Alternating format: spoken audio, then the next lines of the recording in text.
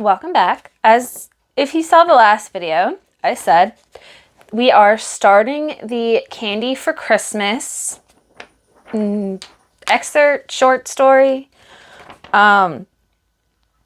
It's basically a person breaks into the bakery to sleep there. They clean the kitchen. They leave Hannah and Lisa candy as, payment for sleeping there. The first thing that Candy leaves is the brown sugar drops, which we will be making today. That's these ones right here. So it says brown sugar drops. Hannah's first note. Candy told us that the original name of this recipe was browned sugar drops. Over the years, it got shortened to brown sugar drops, even though there's no brown sugar in the candy. To make this candy, you will need a candy thermometer. I use the kind with a glass tube and a sliding metal clamp that attaches to the side of a saucepan. And even though the recipe calls for a 3-quart saucepan, I always use my 4-quart pan. That way, I don't have to worry about the candy foaming up over the sides. I don't have a candy thermometer anymore. I think I broke my last one. I do have meat thermometer things. I'm going to use that and just clip it to the side. I'm sure it'll be fine. So you will need 1 cup of buttermilk, 2.5 cups of white granulated sugar, 1 teaspoon of baking soda, 2 tablespoons, 1/8 cup white Caro syrup. That's corn syrup. Caro is a brand name. 1/2 cup of butter, room temperature. That's 1 stick or 1/4 pound. And so to make these, it says, before you start, get out a 3-quart saucepan and your candy thermometer. Place the thermometer inside the saucepan with the slide and clamp on the outside. Slide the thermometer through the clamp until it's approximately 1/2 inch from the bottom of the pan. If the bulb touches the bottom of the pan, your readings will be wildly off. On a cold burner, combine the buttermilk, sugar, baking soda, and white Caro syrup in the saucepan. Stir the mixture until it's smooth. Turn your burner on medium-high heat. Stir the candy mixture constantly until it boils. This will take about 10 minutes, so pull up a stool and get comfortable while you stir. Move the saucepan to a cold burner, but don't turn off the hot burner. You'll be getting right back to it. Drop the butter into the candy mixture and stir it in. This could sputter a bit, so be careful. Slide the saucepan back on the hot burner and watch it cook. Stirring is not necessary from this point on. Just give it a little mix when you feel like it. Enjoy a cup of Swedish plasma. That's what they call coffee. And one of those yummy cookies you baked last night while you wait for the candy thermometer to come up to the 240 Fahrenheit mark. When your thermometer reaches 240 degrees Fahrenheit, give the pan a final stir, turn off the burner, and take your candy from the heat. Let it cool on a wire rack or a cold burner until it returns to almost room temperature. Then stir it with a wooden spoon until it looks creamy. Lay out sheets of waxed paper. Drop the brown sugar drops by a spoon onto the paper. Don't worry if your drops aren't of uniform size. Once your guests taste them, they'll be hunting for the bigger pieces. And a second note. If the time gets away from you and your candy hardens too much in the pan, you can stick it back on the burner over very low heat and stir it constantly until it's the proper creamy texture again. Lisa's note. This candy reminds me of the kind that's shaped like maple leaves. Dad used to bring it back from Vermont when he went back to visit Uncle Fritz, and I loved it. Just for fun, I tried adding a teaspoon of maple extract, and it was really good that way. It says, yield 3 dozen bonbon-sized pieces of delicious candy. Now, this is also the first recipe so far that has actually had a yield rate. So that's nice. So everything is laid out in the kitchen. Let's get in there and get making some candy. Here are the ingredients we're going to need. Not very many. Today's video is probably actually going to be very short, considering most of it is stirring and cooling and then dropping. So what I think we're going to do is like the way we made the fudge for the chocolate-covered cherry cookies. I'll just angle it at the pot, and then I'll do a time lapse, because I know nobody wants to watch 10 minutes of me stirring a pot. That sounds like it'd be very boring. So I think that's what we're going to do. So here is our pan with thermometer inside. It is on the cold burner. So the first thing we're going to add is the buttermilk.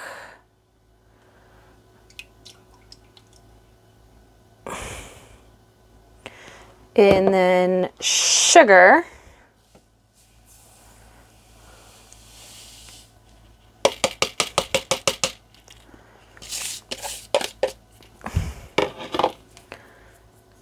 Baking soda.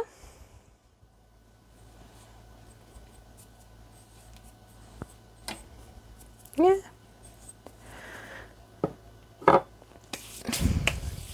And the caro syrup.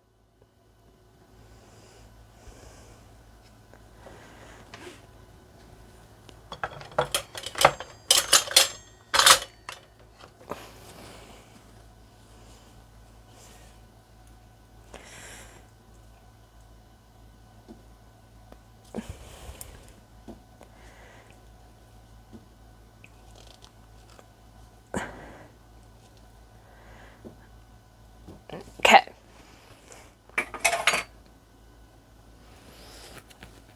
Now, it says to stir this until it's all mixed up. So, and yes, I see that the thermometer popped out. Honestly, it'd probably be easier to stir this way than having it in there, but easily just pop that guy back in there when it's ready. Now, how you're going to get this smooth with all the sugar, I'm not sure, because the sugar is not going to dissolve in this, but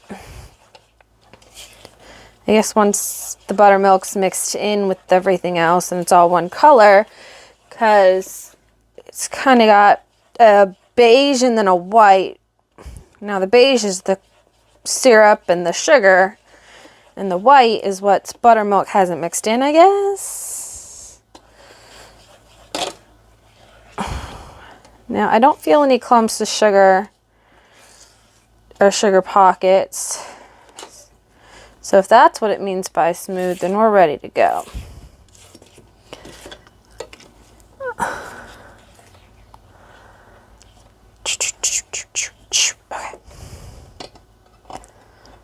Fix this guy. I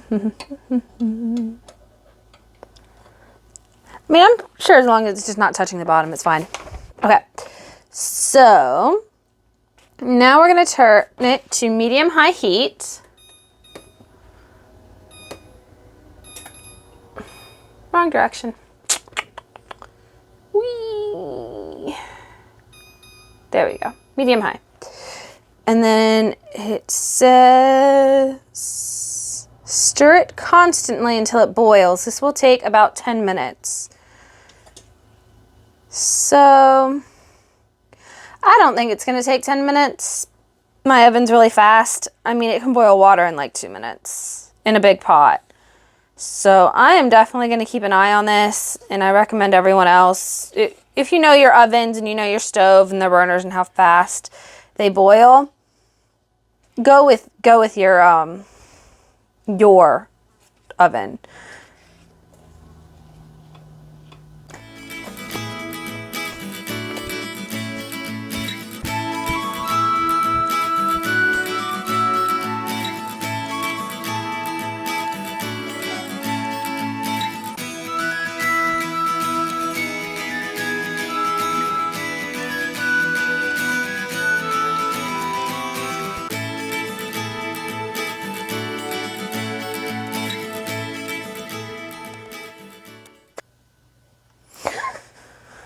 So we are at the 5-minute mark. It is looking a little foamy. It's at 141 degrees. We're not boiling yet. Nothing really amazing looks like it's happening. But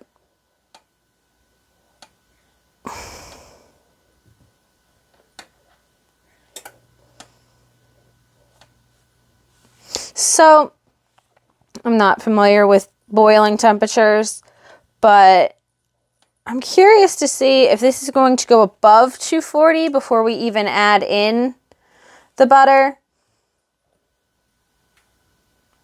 or if it's going to be under 240 and then we'll add in the butter. Because I have a feeling it's going to go over 240, then we'll add in the butter and it'll bring down under 240, and then we'll heat it back up to 240. That is my guess with how hot this is getting already. But just a guess.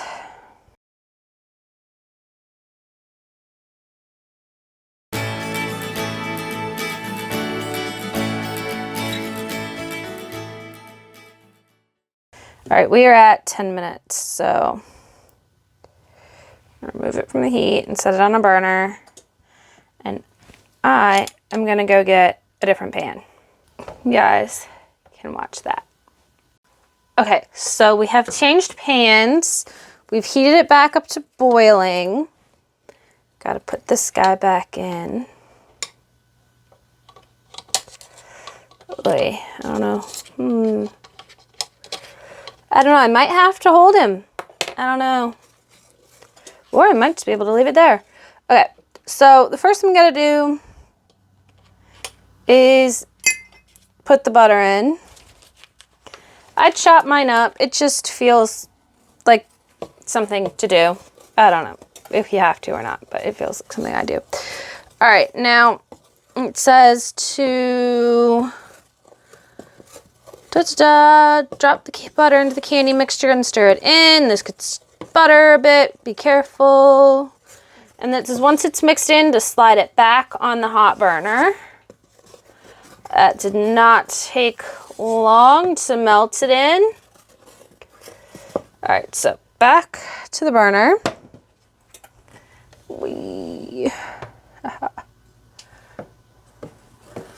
And then it says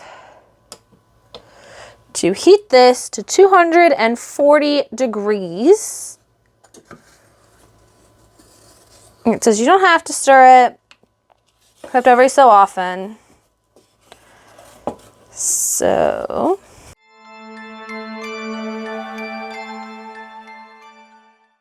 we are at 221 right now. This is not going to take a lot of time at all to get where we need to be.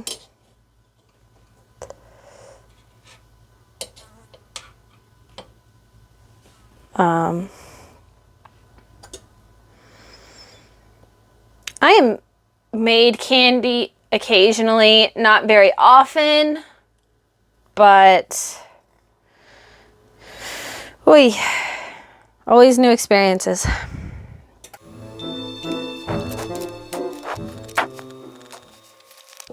I don't know if you guys were paying too much attention. Oop, we have splutterage.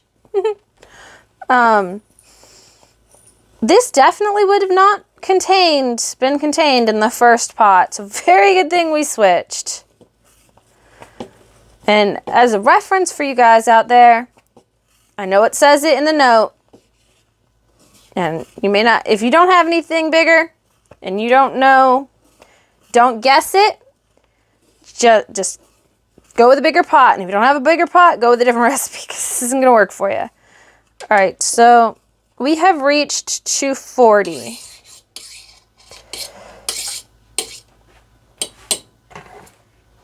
So I'm gonna put it over here, give it its final stir. Turn the burner off. Give it a final stir.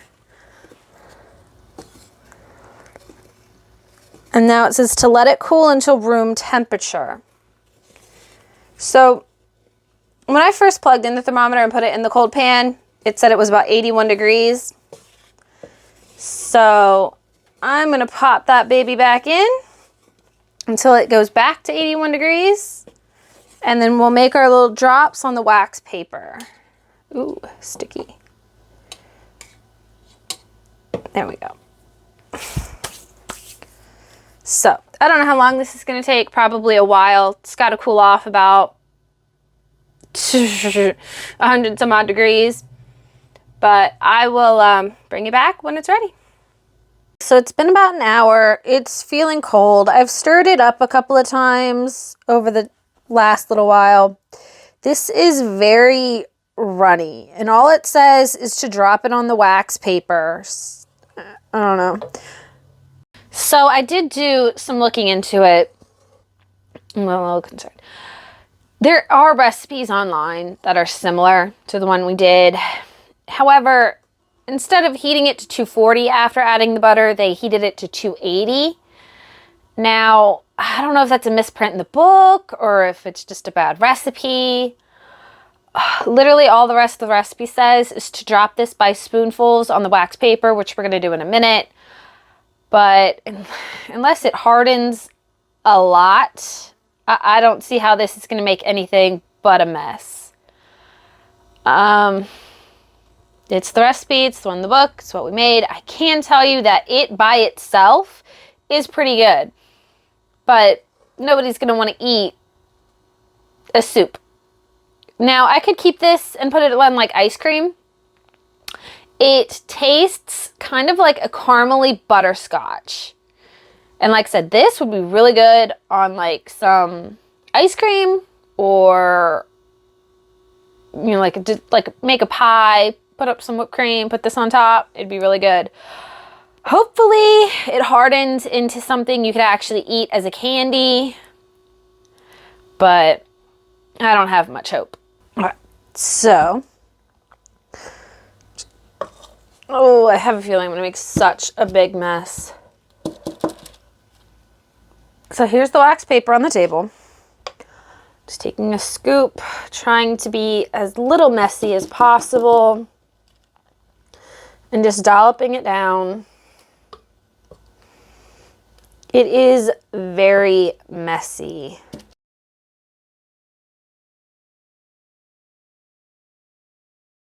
Oh no, we had a collision.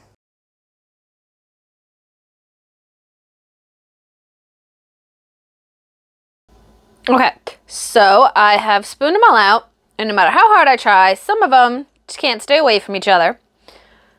Like I said, this is a mess to me. I don't foresee it being anything but a mess. I have a feeling at some point I will be getting a bowl and putting it back all in the bowl and just saving it as a topping. But I will give it a couple hours to come harden if it's going to. And then we will show it to you. Hopefully something happens. So here we are. It's about, 2.5, 3 hours later.